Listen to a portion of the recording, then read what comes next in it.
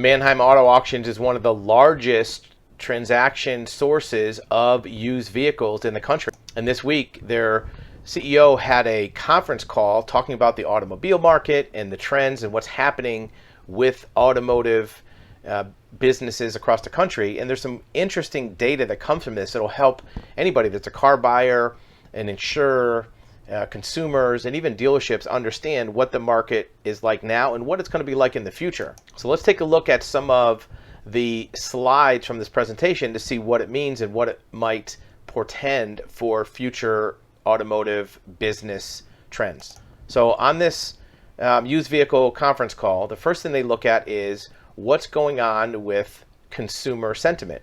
Well, spending remains strong, and they looked at all the different industries of apparel and travel and other things, and showing that even though we have high interest rates and there's somewhat of an inflationary pressure, people are still spending money. And the sentiment is even improving. According to consumer sentiment measurements, it's on an upward trend. And you might not think that because of inflation and what people are complaining about, but there's an upward trend on consumer spending. Now, how does that affect vehicles? Well, the basic overview is that retail supply is improving with new cars, normal and used cars. And this is the supply of vehicles. Now, to improve vehicle supply in new cars is not that hard to do because it was pretty bad to begin with. So inventory is getting better with new cars, staying about the same with used. Now, here's where they get into the meat and potatoes. Wholesale vehicle values saw the largest annual decrease in history. That may seem like they're crashing, but look where they crashed from. This is going back to 1997, 2000, 03. Look at this trend line. It's about the same for the last 20-something years, almost 30 years, right? And then all of a sudden in 2019, you have a spike, right? The spike starts right here. And then it crashes back down. But look where it is compared to the trend line. It's still way above that trend line, right? It came down a large amount, 15 some odd percent, but it's still way above the trend line. And the next slide says that.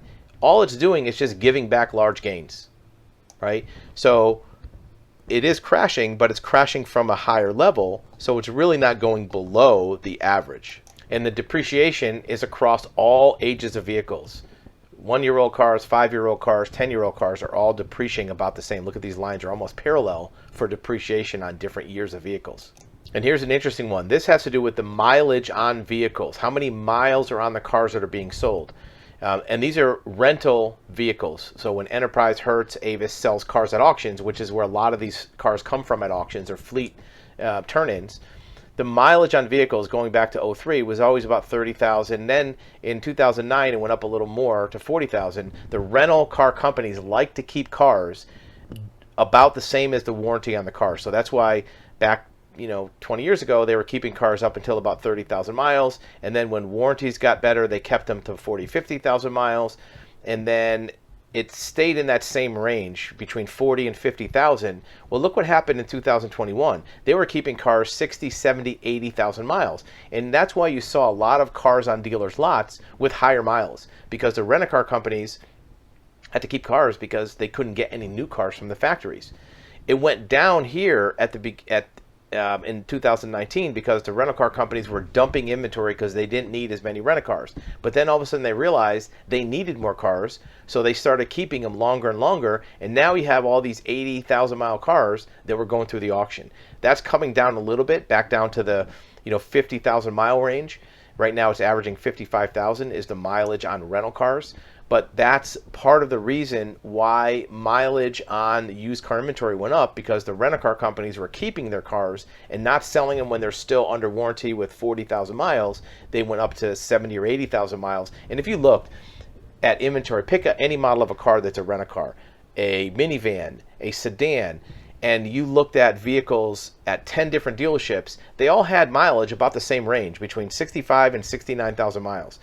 And you might wonder, well, how did all these cars get the same mileage? That's why, because the rent-a-car companies were selling. And here's the rank of the top volume vehicles. Toyota Corolla 2020, Toyota Corolla 2021, Nissan Altima 2020. So these are four-door sedans.